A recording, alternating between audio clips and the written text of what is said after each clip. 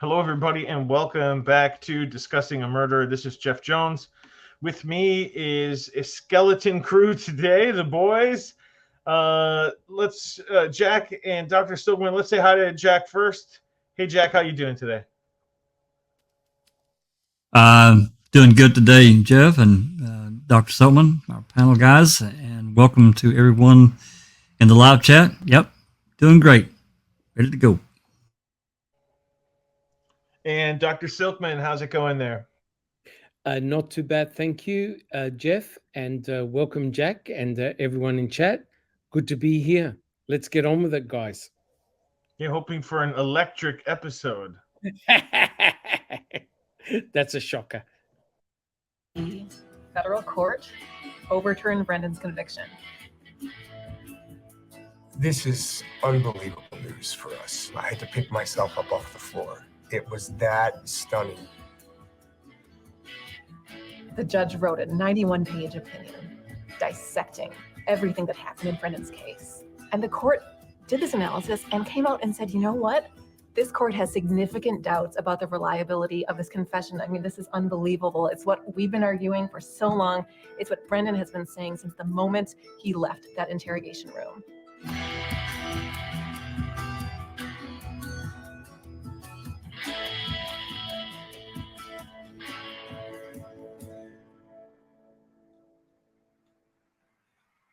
Well, what do you want for your first meal? Chili? I don't know. Shit on a shingle? Maybe. Maybe. What? Maybe a big juicy hamburger with some french fries. Definitely french fries, maybe curly fries. Yeah. Yeah, because I haven't had french fries in a long time. You think, huh? Yeah. All right, hamburger and fries it is.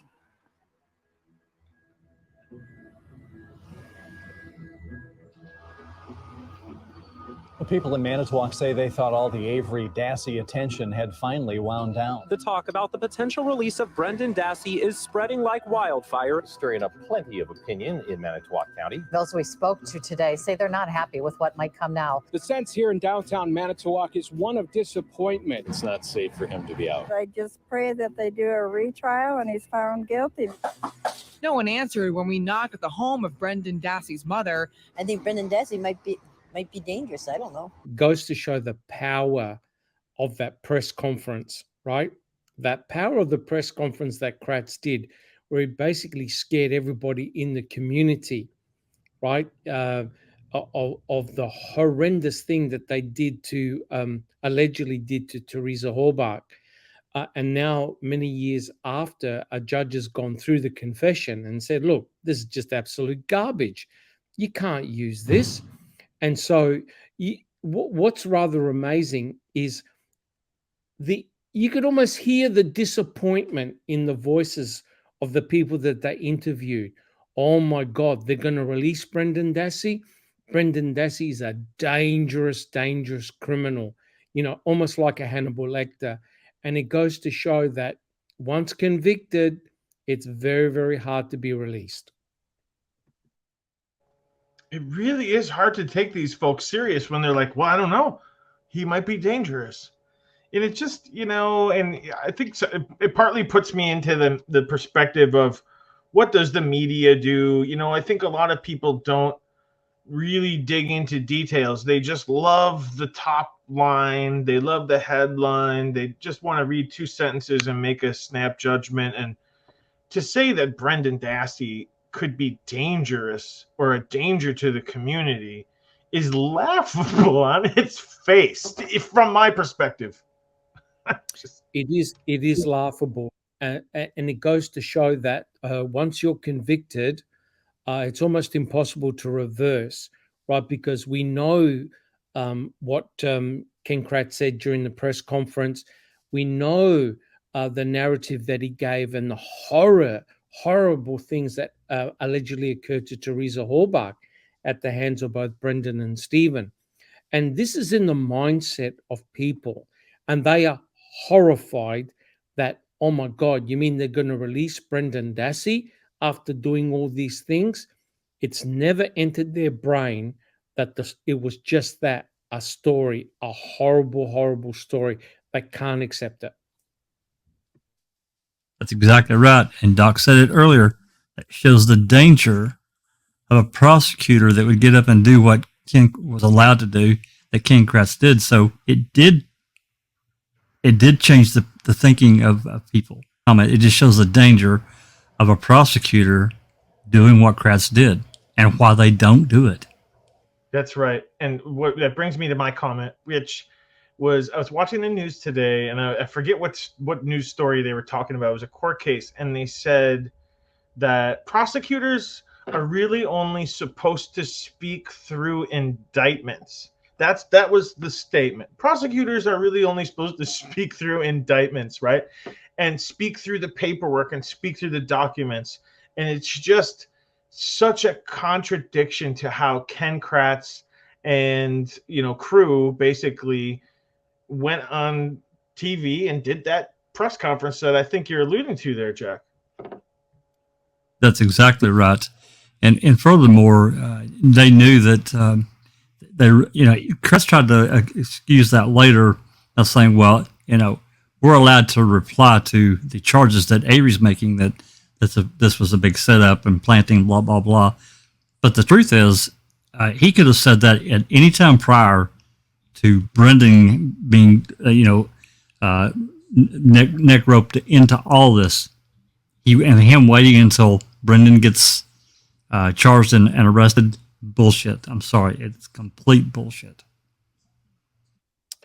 Yep, correct, Jack 61. And it's really shocking that Ken Kratz was able to get away with such a thing, what he did. It's okay to sort of say, and he even alluded to in his own book, that the only thing he regretted was doing the press conference. But the horses bolted, right? The horses bolted. There's no point in closing the gate. And once the genie's out of the bottle, like it was, it really polarized the community, and they were terrified. Now, had Stephen and Brendan done those things to Teresa Halbach? Yeah, sure. Only a monster or monsters would do something like that. But if the investigators had coerced Brendan, and if Brendan made up the story, which he likely very, very did, then you don't spread that out throughout the community. And we could tell by the response of those people in the public, they're terrified. Imagine if Brendan Dassey got released back then when Judge Duffin said, hey, look, either you retry him, but if you retry him, you can't use that confession at all, or you let him go, right? So at the back of the Attorney General's mind, Brad Schimmel, he's going, okay, I can now take advantage of this. I can now take advantage of the shock, horror, and disgust that's in the community, because they would look at the media. They would gauge how the media is feeling. And quite clearly, nobody was jumping up and down, right, Jack 61, right, Jeff? Nobody was jumping up and down saying, oh, great. It really was a false confession. They never did that to Teresa, except the Attorney General, Brad Schimmel, was not going to let it go. Right, Jack 61? That's right. Yeah, and he may have even knew, it wasn't said right until a little bit later, but about the 2011 bone gate, the bone giveaway, he may have known that, if they were to go back to retrial, those bones were gone. That's their case. They gave it away. Correct. 100% correct. So I think now, if we have a look at the strategies that are going to come up by the Attorney General and the state, we can see they were playing a game. They were relying on the sentiment of the public at the time, the absolute shock, and they acted upon it. About the family. They have to go through this all over again and again and again. It's over and over and over and over again. We have reporters working on reactions to this ruling, any possible plans on the part of the state to see where they want to go next. The State Department of Justice told Fox 11 it is still reviewing the judge's decision and would not comment on it.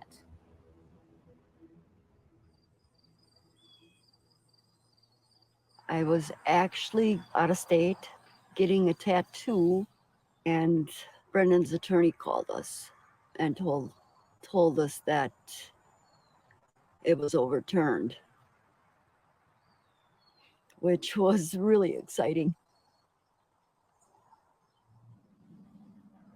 It says justice for Brendan.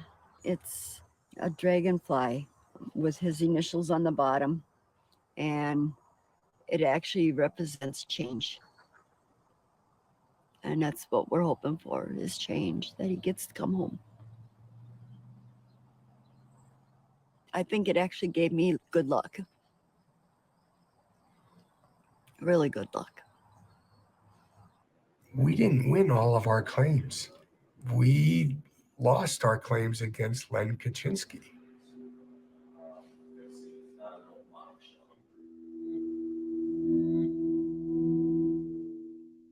The court actually said, even though I find this conduct indefensible, I am blocked by federal law from granting relief here. The court ultimately based its decision on the fact that that confession was coerced. Judge William Duffin's decision points out investigators repeatedly told Dassey that they already knew what he did. In the 91-page decision, a U.S. magistrate judge concluded investigators made repeated false promises while interrogating Dassey.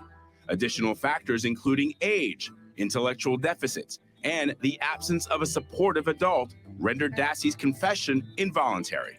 The federal court said what the state courts missed. What they failed to appreciate was how all of the circumstances of this interrogation played off one another. The totality of the circumstances. This goes to show the absolute stupidity of this entire case. And as Nyrider eloquently put it, how come it had to go as high as habeas corpus? How come it had to go to an independent judge to see what everybody else could see? That Brendan's whole interrogation was nothing but a farce and a coercion. It seems to me that there's a massive failure here in the justice system, whereby it had to go to a judge to come up with a finding that should have been found during the trial. This should have never, ever gone to trial, right? Cooler heads should have looked at this and said, you've got to be kidding. There are so many holes in Brendan's story and narrative that it makes no sense.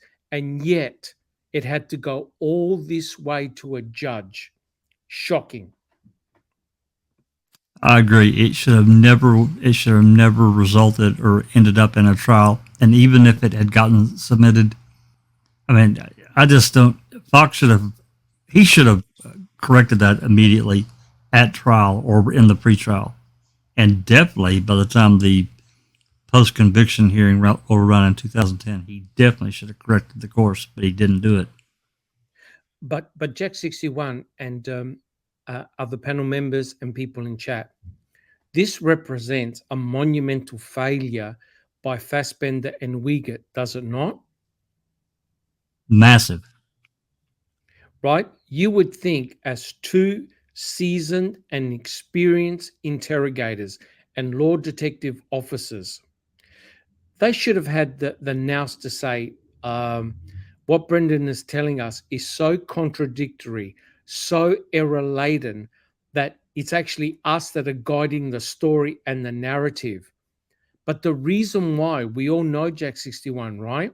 The reason why they could not stop Brendan and say, look, just go home to your mother, because what you're telling us is all rubbish. They knew that if they'd let Brendan walk and go home, that means that the case against Stephen is going to collapse, because now they've got no narrative at all, which means that the crime scene detectives were correct after all. No crime took place in Stephen's trailer. No crime took place in Stephen's garage. And remember, without Brendan Dassey, you've got two important elements which are now missing: Ida Meffel and the hood latch swab against Stephen. So you've got two major pieces of the puzzle which never would have been found because the investigators completely missed it. Now, no matter what Brendan is telling Fassbender and Wiegert, They have to accept it. They have to mold it into a narrative that is completely implausible, impossible, and just simply stupid. So how come Fassbender and Uyghur didn't have the balls to say, Brendan, I'm sorry, mate, but what you're telling us is all rubbish. You could tell that there was a real problem. They knew they had a real problem on March 1st, and you could tell that from the recording. We have the recording when Barb is let into the room, and they literally talk for a very short amount of time. Brendan starts immediately recanting what happens. Uyghur and Fassbender damn near tear the doors hinges off, getting back in, and separating them, and stopping Brendan from talking to his mother. Because they were, just to let her in to talk to him, to me, it was going to be for more than just a couple minutes. That's not what happened, man. Or actually, that is what happened. They interrupted their, Brendan being able to talk to his mom because they knew they were out there watching to see what. And you can tell that. Right, to me, it's a huge flag. The longer that they talk alone, the more likely Barb's going to get the real story out of him and be on to what happened. Like that, it's so obvious. Like she asked them, "What did you guys say to him? Did you pressure him?" Because she knew it was a possibility. Because she knew it was a legit possibility that you could pressure him or even one of her other boys to potentially, agree to something they didn't do or say they saw something they didn't see. Right? Like, that might have been what she was going in there. She's like, well, maybe he saw something, right? Or, what's going through her mind, we don't know. But it doesn't, I'm with you there, Jack. I trip up on my own comments. It's just so aggravating here. But the important thing here, guys, is that what happened to Brendan Dassey is a result of the Reid technique. Blame it on the Reid technique because it's been shown. And even Reid associates who came up with the Reid technique gave a warning that it can elicit false confessions, especially those who are mentally challenged. And what is incredible is that what happened to Brendan Dassey is not unique. It has happened to many, many other people.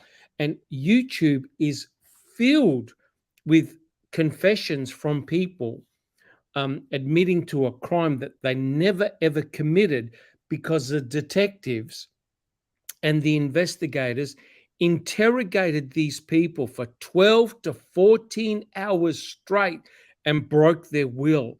And everyone who was spoken to after said, I told the detectives what they wanted to hear so I can go home. I couldn't stand it anymore. The court finds that the confession Dassey gave to the police on March 1st, 2006 was so clearly involuntary in a constitutional sense that the Court of Appeals' decision to the contrary was an unreasonable application of clearly established federal law. It goes on to say, while the circumstances for relief may be rare, even extraordinary, it's the conclusion of this court that this case represents the sort of extreme malfunction in the state criminal justice system that federal habeas corpus relief exists to correct. I reckon Judge Duffin would have been furious. I don't know what Jack 61 thinks about this. He would have been furious because he's thinking, hey, look, guys, come on, you need to sort this shit out at the lower courts. Why are you wasting my time on something that is so freaking obvious? Why are you wasting my time? And that's why I believe Jack 61 and Jeff. He was scathing in his report. He wrote a 91-page report saying, hey, come on, you guys can't sort it out in the lower courts? What the hell?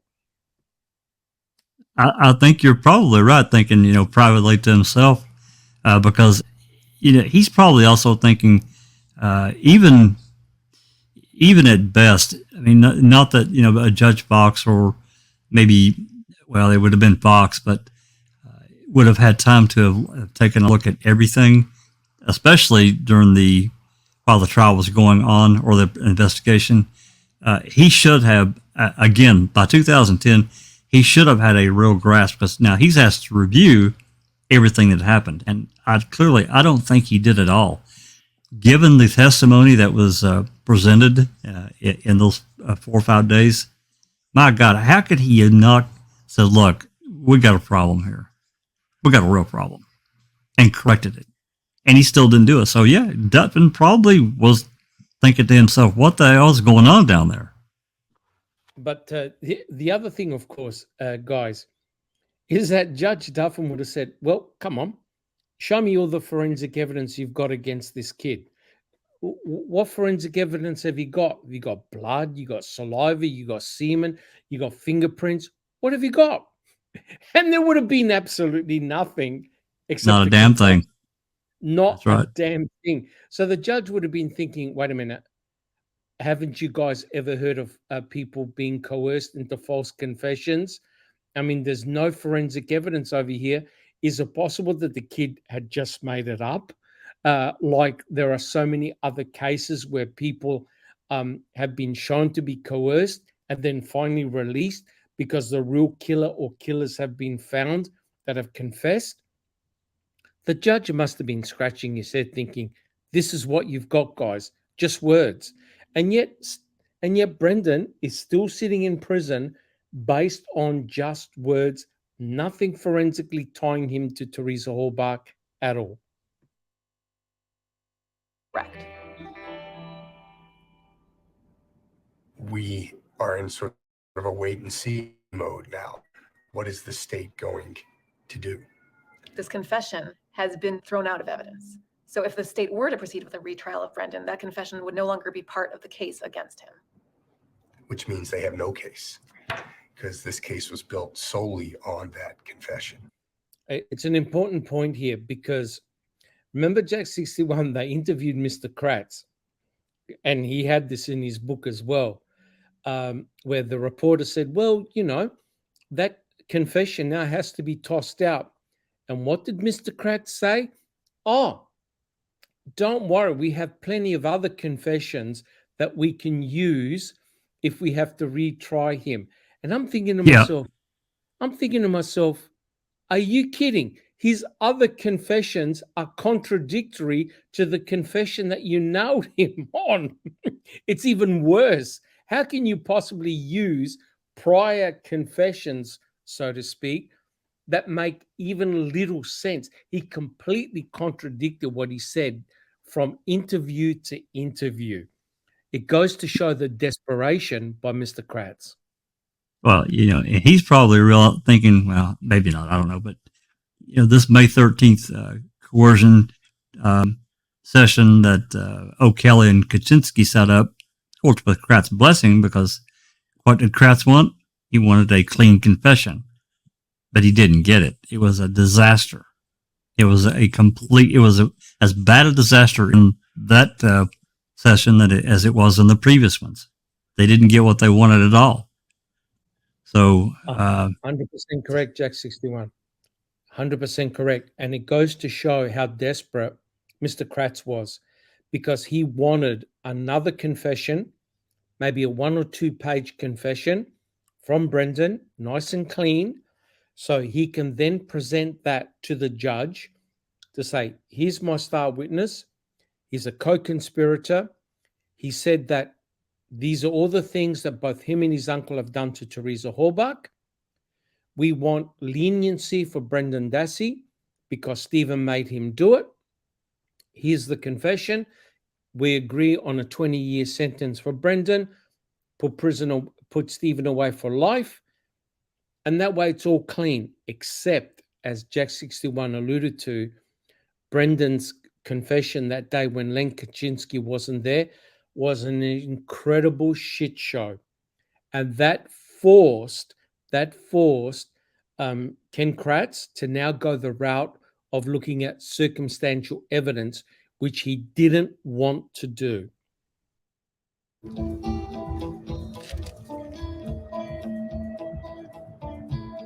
This is clearly saying, in fact, the court says it's clear how the investigators' actions amounted to deceptive interrogation tactics that overbore Dassey's free will. So they're calling it deceptive interrogation tactics. So they use deception in the interrogation. They use deception in planting the evidence. So the case is about deception, and that's about wrongdoing. That's not about an accident, that this all happened. It's deliberate.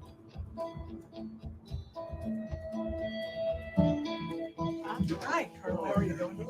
How'd you find out? Nothing from her. Oh, from her? What did I tell you? I don't know. You were in the prison. Yeah, we were in the prison. Oh, yeah, okay, never mind. Oh, you were there. They were there. Oh my right gosh. too. I was ill too. You're in there with Stephen. Yeah, with Stephen Um, and Grandma and my dad. You talked to him then when you were there, but he hasn't called, has he? He hasn't called, no. Yeah, I tried to get hold of him yesterday, but I'll try tomorrow. So Brendan can actually be out before the 90 days. And Oh, yeah. So usually they take like another week and look at it, and then they say, we're not going to retry it. When they announce that, then someone is freed, usually within a day or so. And this is a big, big positive first step. I mean, there's tremendous skepticism and doubt about this whole case. And we mustn't forget the utter damage that Kayla Avery did by, first of all, writing that letter. She hated Stephen Avery, and then inquiring about can blood go through or come up from concrete, which meant that that's why they went in, the investigators went in and tore up the concrete in the garage looking for signs of blood.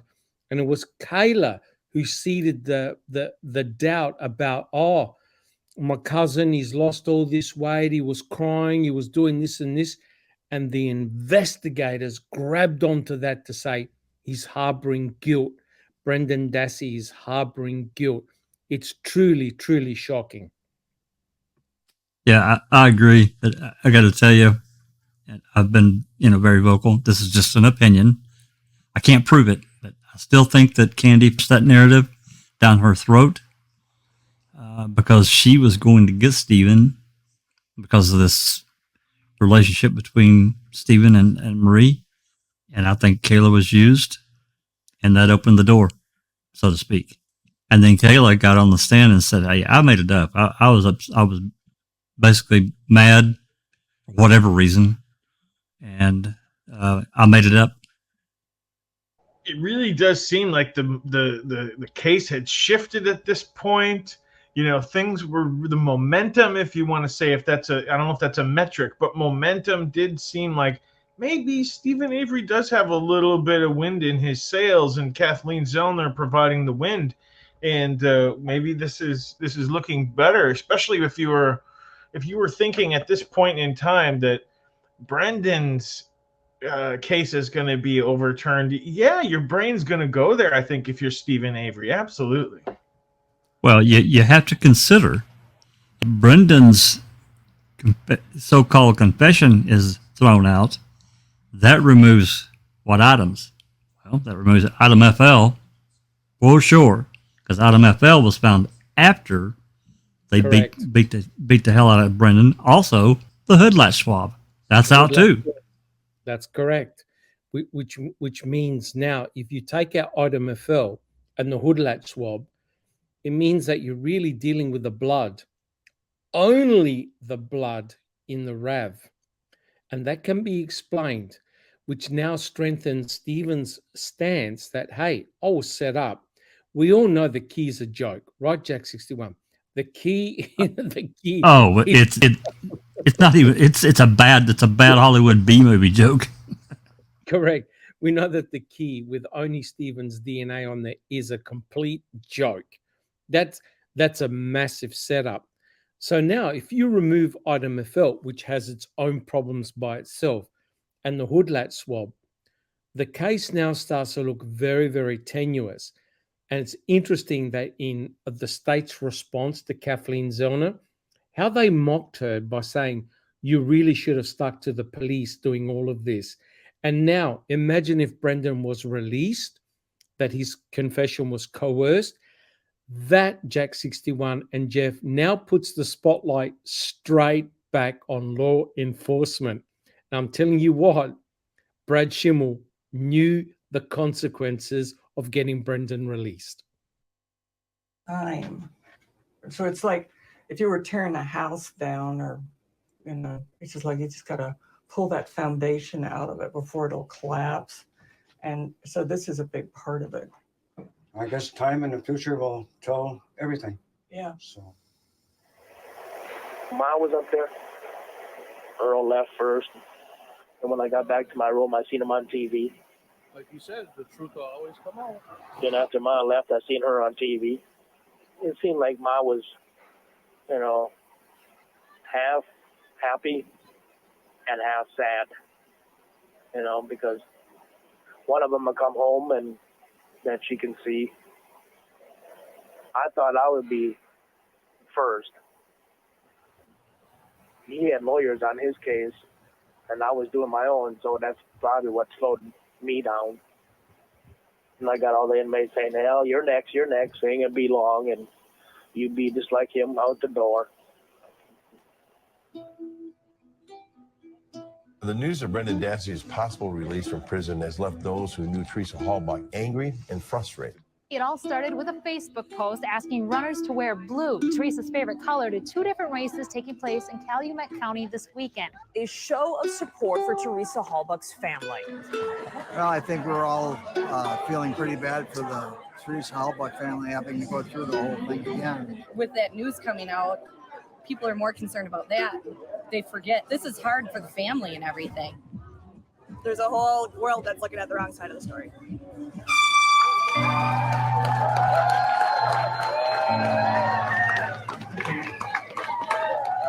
The whole thing is sad.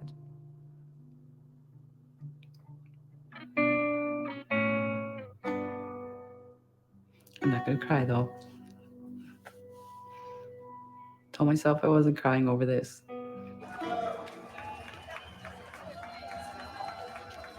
We have to come together as citizens and pull for what's right. If we would have gotten it right the first time, we wouldn't be reliving this 10 years later. I don't think Manitowoc County's ever going to heal from this. This is big. This is huge. We got a poor woman that was murdered. We have 2 innocent people in prison, and we have cops that planted evidence. How do you heal from something like that? I don't think you can. I mean, I have to say that I agree with her characterization there. Well, you see, the people like the Attorney General Brad Schimmel knew the consequences, and you can see how people in the street, they're going on that run. They're not thinking. They're never thinking. And I like to see what Jack 61 says. None of them ever thought, bloody hell, how about if we're wrong? How about if the 2 guys are actually innocent? Yep, how about if there's a killer really out there that we don't know about? It never, ever entered their brain. And where have we seen this before, Jack 61? We saw it with Penny Bernstein, correct? Or what? That's right. That's right, for the 85 case, absolutely. And you're right. These people, it's just like I was talking about another time, people want to assign blame.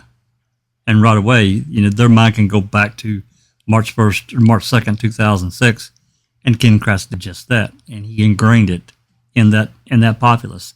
Because even after that press conference, word of mouth, did you hear what the prosecutor said?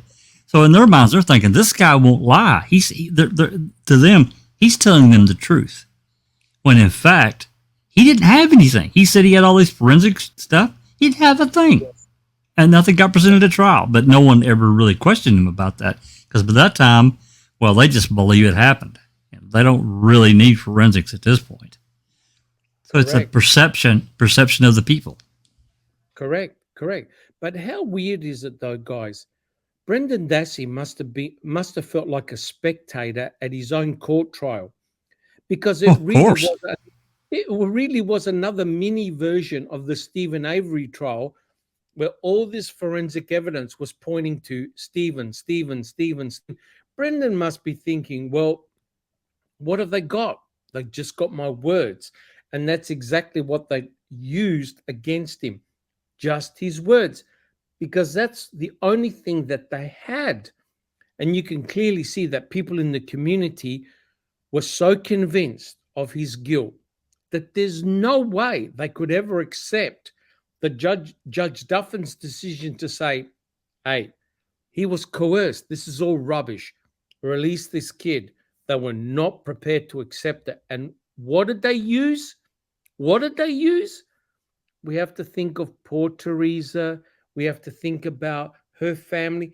Not one of them said, we need to get to the truth. And as Jack 61 pointed out, they were happy that 2 people have been convicted for her murder. Let's leave it at that. Let's don't ask any deeper questions. We are satisfied. That's right.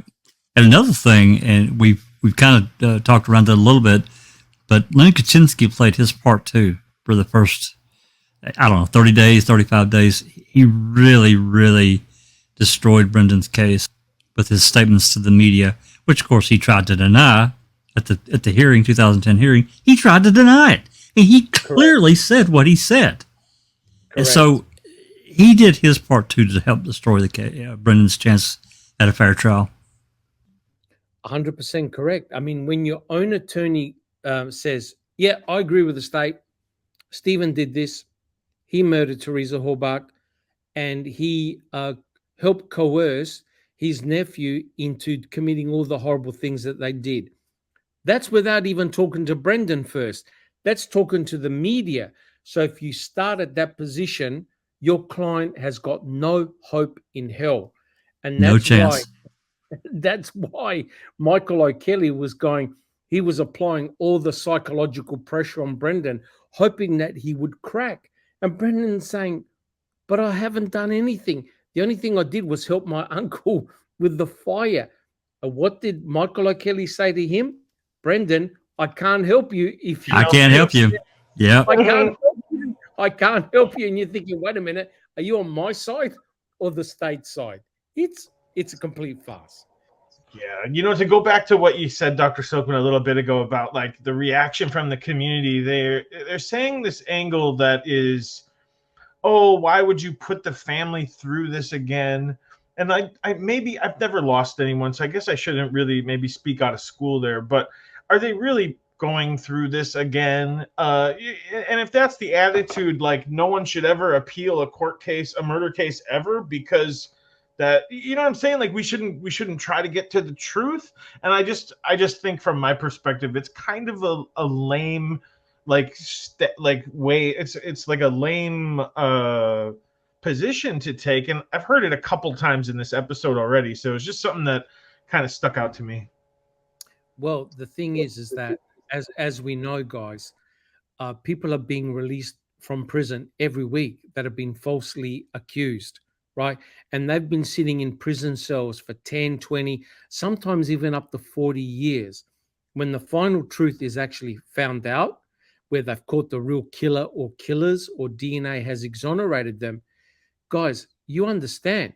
It means that everyone got it wrong. The judge, the jury, the prosecuting attorneys, the forensic labs all got it wrong. The attitudes in society all got it wrong.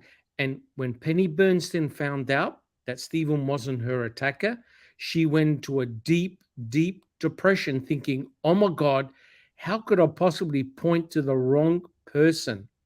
And the blame was placed on Penny herself. Right, Jack 61?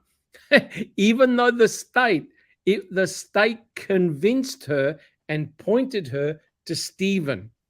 So it goes to show, once you have that attitude in society, You can't reverse it. Imagine a person walking in that crowd that had a sign, Brendan Dassey, Stephen Avery is innocent, release them both. They would have been lynched. That's how much disgust there was. I got into well, I'm still in this discussion in one of our YouTube lives with this person that's, they say they're from Wisconsin, and they made the comment, they had the audacity to make the comment that the media didn't have a horse in this case at all, in these cases at all. And I'm thinking to myself, and you live there and you think that? You clearly were not paying attention at all. Of course they had a horse in the race, and they had a huge impact too. The media is so important in guiding people's responses, emotions, the whole lot. Once you're convinced that someone is guilty, you can't reverse it. And when that person is finally released due to hard forensic evidence that proved that they were innocent, people still do not believe the results. And there are officials in law enforcement that still believe that Penny Bernson was attacked by none other than Stephen Avery, despite his exoneration. Right, Jack 61? That's right. You know, that it's like that first impression. It's kind of like that in this sense for whatever reason. I don't know. I can't say psychologically. I don't have that knowledge, but these first impressions that you get in a case as presented by, say per se a reporter, the media, that's what you believe, and you cannot let it go, no matter what happens next. I've told the story a couple times before to you guys, but if you remember when Ma'am came out, I had just come back to Wisconsin, and everyone was talking about it, and I went to a holiday party in Green Bay, and a family member at the party said to me, I don't care what the documentary says, Stephen Avery did it. And that was before I had even seen this documentary. And so that's Brown County. That's like one county away from that, Green Bay, De Pere. So that's technically it could have been the jury pool, frankly, because they could have moved the case to Brown County. It's potentially possible. So that's what you're getting. That's my experience from the jury pool. And you guys are exactly 100% correct when you say, when you lock in on that concept in your head, this guy's guilty, it's really hard to because then you have to contradict yourself, right? And no one wants to do that. No one wants to go back on, well, maybe he didn't do it. So it is and it just goes back to how irresponsible Ken Kratz was to put this out in the media, to spin it and to show it, right? And he knew it. Correct. And what he never did, he never fact-checked. Now, he believed he was going to be a superstar. He was going to ride the wave of sentiment that this beautiful woman was brutally taken from this world by these two monsters. He was going to ride the wave of the sentiment of society, how they felt, the utter outrage. He knew that it was an asymmetric situation. 99.99% of the people in the population were aghast, were horrified. No one stuck up their hand for Stephen and Brendan to say, oh, wait a minute, are you absolutely sure that they're guilty here? There could be something wrong here. No. So Ken Kratz took advantage of that. And now, isn't it amazing that anytime there is a supporter of Brendan and Stephen, what do we get hit at with Jack 61? You're profiteering from the death of Teresa Halbach. You're making money, you bastards. You're making money. And yet, Ken Kratz, what did Ken Kratz say to a certain individual? Hey, don't stop making a murderer too. We need it there so I can write a book and do a movie deal. Well, the whole truth is, given these two massive convictions for not only Manitowoc County, but for the state, you would think that this guy would be Attorney General by now, or at least in the AG's office as an AAG. But what happened? He flushed he flushed a toilet on his own career completely. Yep, that's 100% correct, because Mr. Kratz thought he was going to become a superstar, right? A superstar. He put away these two bad guys. No problems. He got rid of the garbage from the street. He was really happy. And yet he self-imploded, Jack 61. Self-imploded. And look at him now. Well, I think they knew, and I think they knew probably before they picked him. But he'd been around a long time. They knew his history and type of person he was, and prosecutor. And I think I think he was used.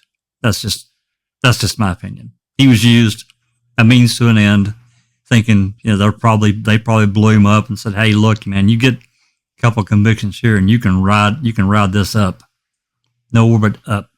And he bit it. I don't think nobody's ever going to heal. But it would be nice to start a process of healing.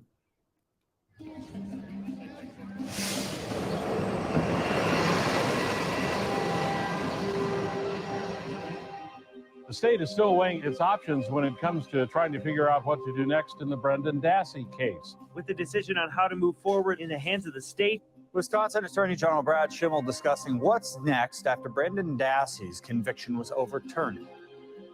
There are a number of different directions this case can go. And before we make a determination as to which option we'll pursue, we are going to want to give Teresa Hallbeck's family an opportunity to have some input. We've been in communication with them. We'll continue to outline for them all the different options, what the likelihood of best success are with each one. Yeah, I'm sorry. I wasn't going to say it, but it's bothering me. Doesn't it seem like they're hiding behind the story of the Hallbach family a little bit there? Yes. Maybe yes. It's like we don't want legally, it's not up to us. We'll let the Hallbachs decide. So they kind of mask the decision-making process behind them, kind of playing a little smoke and mirrors, I feel. Correct. It's a diversion, right? Because the Attorney General, Brad Schimmel, knows the reaction in society, right? The utter disgust, the shock. So therefore, he does a public statement like that. Oh, we'll discuss it with the Hallbach family. Whereas, have you ever seen the Hallbachs themselves come out in utter disgust and rage and, oh, this cannot be right, or, what? No. What did Mike Hallbach say? We love the police.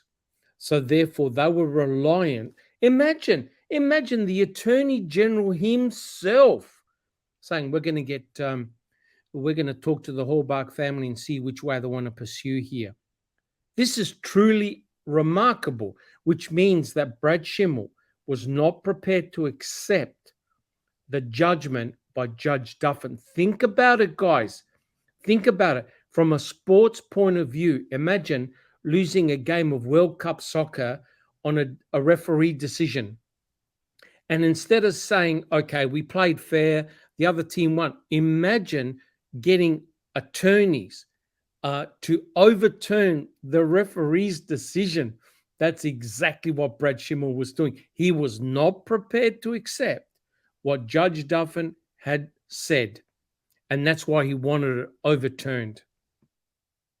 Yeah, and I agree that Schimmel played this. I call it hiding behind the Hallbach skirt, and I say that. I'm a little bit. I'm being kind of an ass about it, but that's exactly what he did. Exactly what Doc said, and to me, it's really kind of disgusting. Instead of him sitting back and looking and saying, "Okay, what do we really have here?" and calling the investigators together, and then finally, as Judge Duffin has put it, we're done. Release him because we don't have anything to retry him with. Again, by that time, the bones were gone. There was nothing. They had nothing. They didn't have anything to begin with on Brendan. As Doc said a few minutes ago, Brendan's trial was a mini Avery trial. But they didn't have anything on Brendan except these coerced statements. That's all they had. And the phone call to his mother, which they never should have used because it was fruit from the poison tree when Len Kaczynski wasn't there. Yet they That's played right. it. Yeah, I still don't understand how they got away with that, but they did.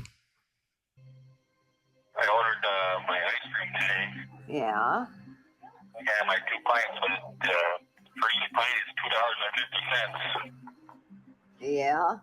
I don't think I'm gonna buy another one since I don't know if I'll buy one in another week or so.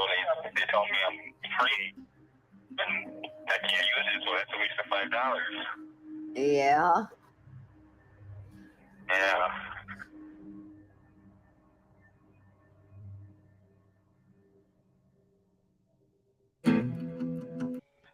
You know, Big Jeff isn't here, but I hope he's got his feet up on the ottoman. But Big Jeff isn't here today, so we'll have to go with the next guy with a J in his name, and that's Jack. Jack, if you wouldn't lead off the wrap-up comments for us about what we saw. We saw a lot today. Talked about Judge Duffin. We talked about the family reaction to Brendan maybe coming home, and a little bit of the public reaction to what's happening. So how do you feel about it today?